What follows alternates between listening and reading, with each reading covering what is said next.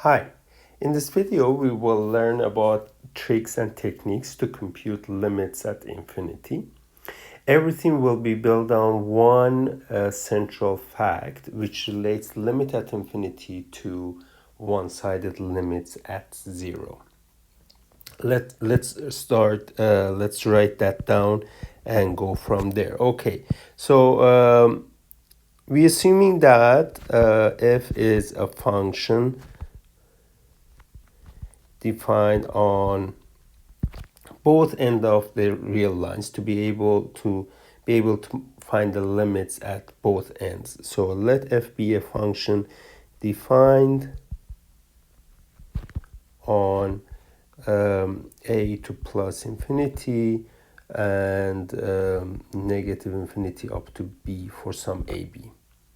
Then if you're looking for limit of the function as x goes to plus infinity, you can turn this into a limit as t goes to 0 plus, one-sided limit, but you replace x in the function but by 1 over t. Also, if you're finding limit of f of x as x goes to negative infinity, this will be limit of f of 1 over t as t goes 0 minus. These two things are very central for us because, well, if you turn it into the regular limits, we have tons of theorems for the regular limits. Limit at 0, one-sided limit. Then we can go ahead and use those ones. Okay. There is one small remark here that why we are choosing 0 plus 0 minus, you can see that just note that limit of 1 over t as t goes 0 minus, this is negative infinity, and limit of 1 over t as t goes to 0 plus is positive infinity. So you have to keep these in mind such that you don't confuse where to put positive, negative. Okay. Let's do then some examples. I have some examples prepared for you here. Okay. Find the given limits. Okay, so it's e to the power 1 over x as x goes to negative infinity. I can replace that limit by limit, one-sided limit at 0, e to the power 1 over, I have to replace x by 1 over t. But 1 over t is the same thing as t itself. And we know that the e to the power t is good function. It is continuous everywhere. And then, not only the one-sided limit is equal to limit itself, but also it is given by evaluation. So it is e to the power 1. Okay. How about this one? Okay, these are just functions. So let's just find limit of replace infinity limit by 0 limit as t goes to 0 plus 3 minus 2 over, instead of x you put 1 over t and 1 over t squared. Well, if you simplify these guys, you get 3 minus 2 root t plus 3t squared as t goes to 0 plus. And these are nice functions. As t goes to 0 plus, this function is continuous from the right. So it will give us 3 minus 2 times 0 and then plus 3 times another 0. In other words, the whole limit is going to be equal to 3. And this is a nice example. We will learn something else, some other tricks to do these ones later, but for now I can change that to 0 limit, replace t by 1 over t. Then when you see this guy, well, the first thing is that let's just clean up a little bit algebraically. Yeah? So 1 plus t over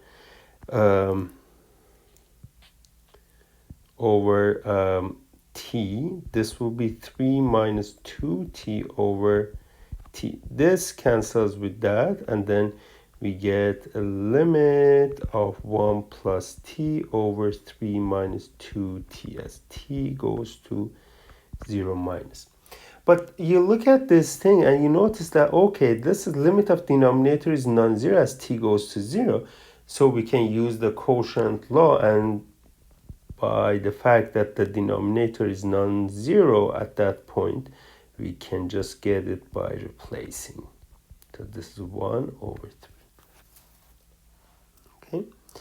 So as you saw in this example, that kind of we can use limit laws for the infinity limits at infinity. And yes, you're right. And the fact, or the corollary of the fact that we are using,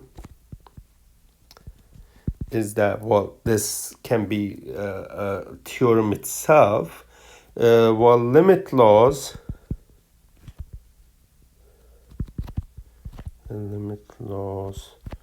work for limits at infinity. Meaning what? Meaning that if you have two limits, infinity limits, you add them, you will get sum of the limits.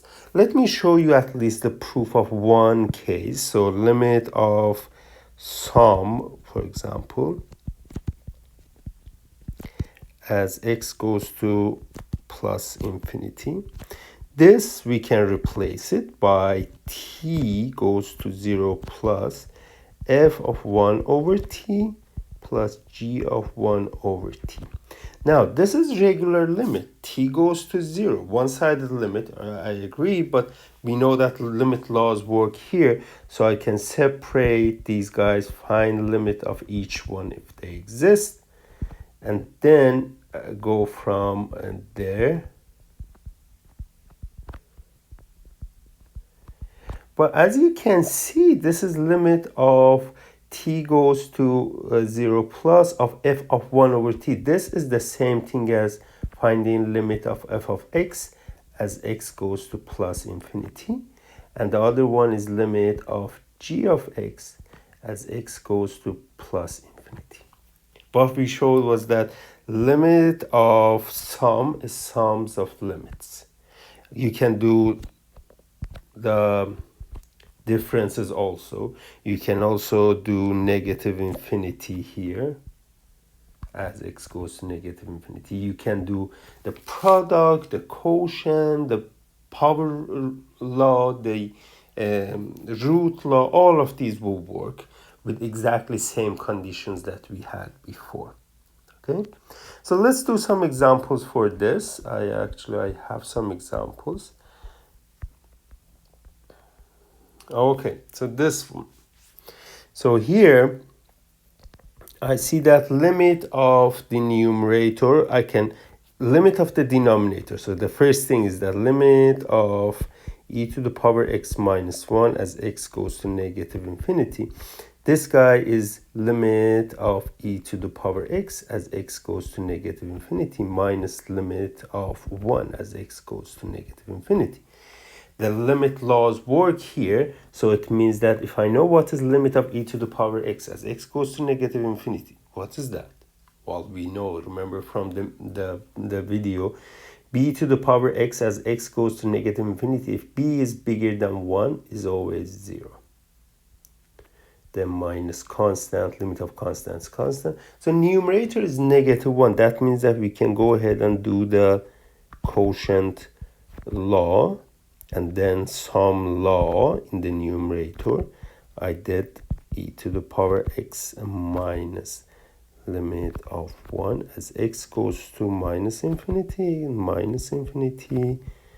yes, all of them. And here limit of e to the power x as x goes to negative infinity is 0. So it gets 0 plus 3, 0 minus 1. This gives us negative 3. How about this other one? Okay, so you have limit of product of two things. So this will become product of limits as x goes to plus infinity, as x goes to plus infinity. Then, here, then we have limit of 3 to the power x as x goes to plus infinity. I know what is that, but how about limit of 3 negative x to the power negative x? Well, we can write that as 1 over 3 to the power x, limit of x goes to plus infinity. And limit of b to the power x, b, which is 1 over 3 in this case, is between 0 and 1.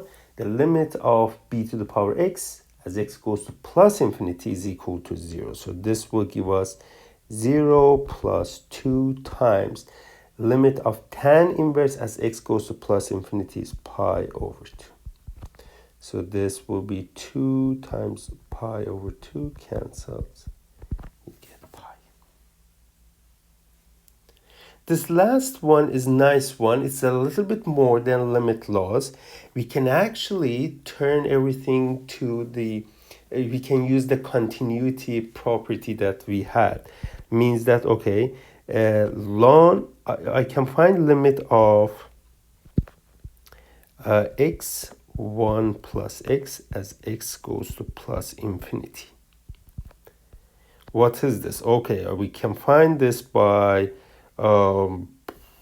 replacing x by t, 1 over t, sorry. And then we can do simplifications here. Get limit of 1 over t, t plus 1 over t as t goes to 0 plus. Cancel these two. This is limit of 1 over t plus 1, t goes to 0 plus. This is, well, 1 over 0 plus 1, which is 1. You see, limit of the inside of ln is 1, and we know that the ln is continuous at 1. That means that we can take limit, inside, so it will be limit of x1 plus x as x goes to plus infinity. And then, well, this limit we already found, it is 1, ln of 1 is 0. So you can use the properties for limits that we had for the regular points, regular limits. Okay, let's find the horizontal asymptotes of the function. Well, to find horizontal asymptote, we have to find limit of the function as x goes to plus infinity, and then limit of the function as x goes to negative infinity. So what is this? This is now, first of all, when x goes to plus infinity, absolute value of x, because x is going to be positive numbers, yes, it's going to be large positive numbers. So then in that case, our function is going to be of this form.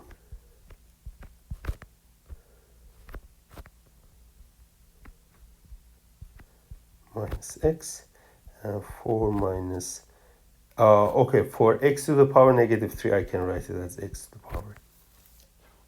Now you see that this, we can separate these guys, right? 4 minus limit of 1 over x to the power 3, x goes to plus infinity, x goes to plus infinity, and then limit of tan inverse as x goes to plus infinity plus limit of 2 to the power negative x, we can write it as 1 over 2 to the power x as x goes to plus infinity.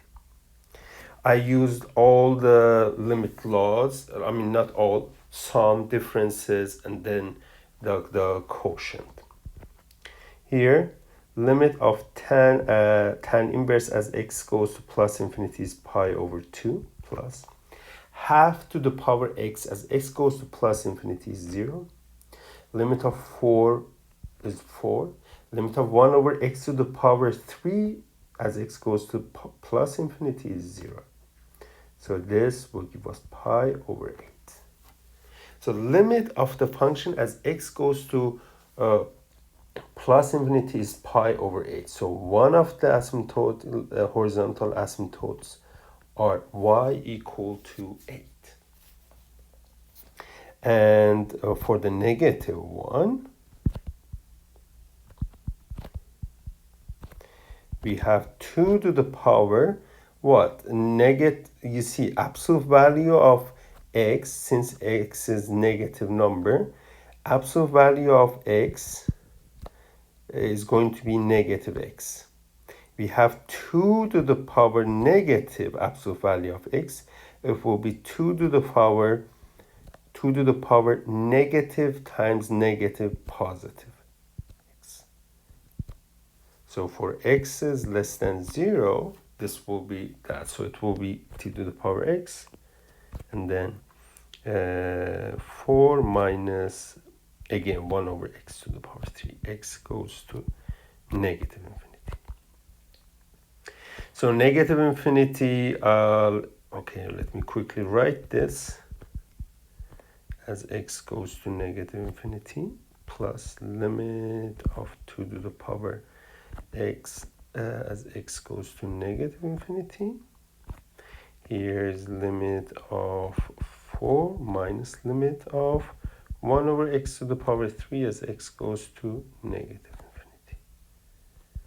As you can see, we can compute one by one. Limit of tan inverse as x goes to negative infinity is negative pi over 2. 2 to the power x as x goes to negative infinity is 0.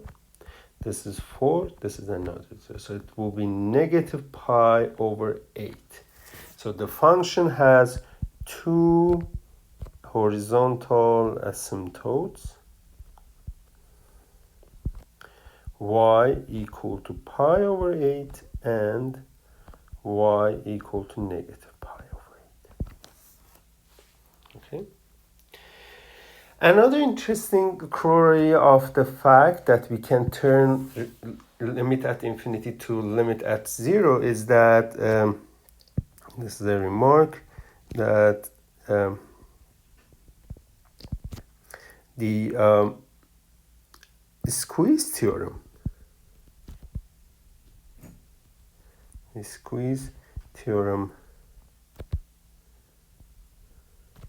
works for limits at infinity.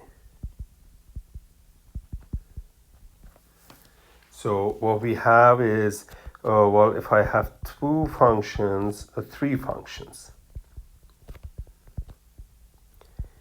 that for some x's bigger than a number, they satisfy this inequality, then we know that limit of the lower one as x goes to plus infinity is equal to limit of the upper one as x goes to plus infinity, and they are both L.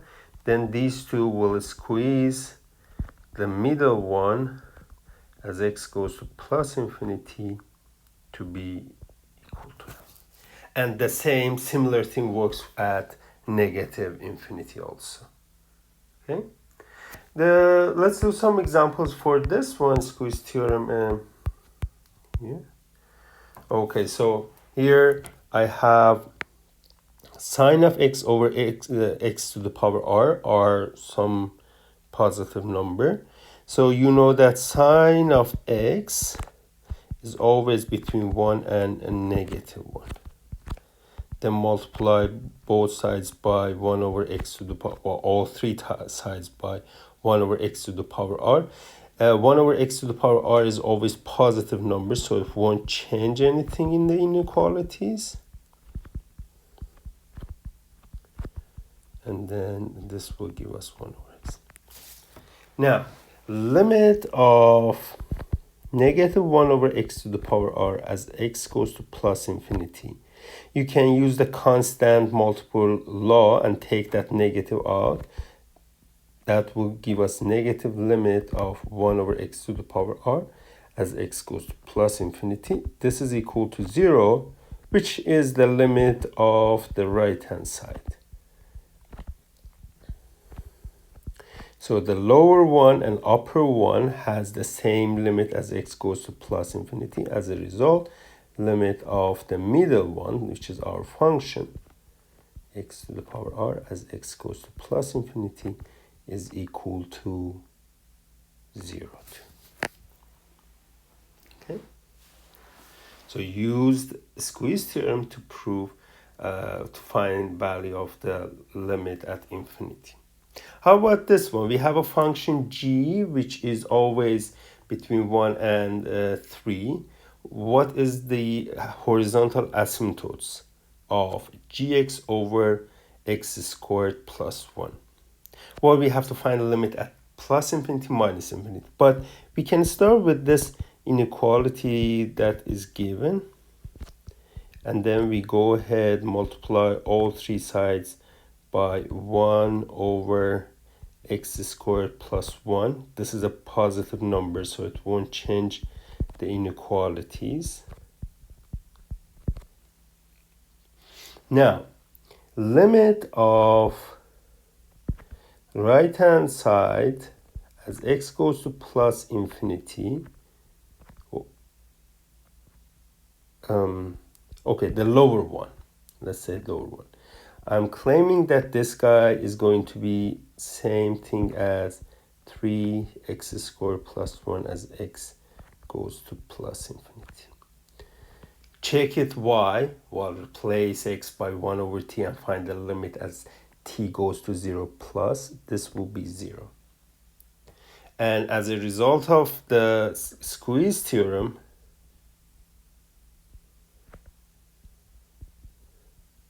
then the limit of the middle one, which is this guy,